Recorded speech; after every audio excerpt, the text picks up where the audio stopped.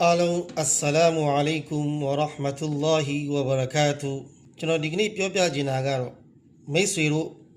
မနှက်ပြန်အတွက်စိုးရင်စိတ်တွေများနေတယ်အဲ့ဒီစိုးရင်စိတ်တွေကအိမ်မပြောအောင်လှုပ်နေတယ်ဆိုရင်ခဏလောက်ရက်ပြီးတော့ကောင်းကင်ကငှက်ကလေးတွေကိုကြည့်ကြည့်ပါအဲ့ဒီငှက်တွေမှာဘန်အကောင့်လည်းမရှိသလိုတူလာရုံလည်းမရှိပါဘူးဒါပေမဲ့အဲ့ဒီငှက်တွေကနေတိုင်းဘိုက်ပြေပြီးတော့အတိုက်ပြန်လာနိုင်ကြဒါကြောင့်ဟာဒီစ်တော်မှာလာရှိပါတယ်لو أنكم تتوكلون على الله حق توكله لرزقكم كما يرزق الطير فإن رزقك لن يأكله غيرك အတင်တို့သာအရှင်မြတ်ပေါ်စစ်မှန်စွာအားကိုးမယ်ဆိုရင်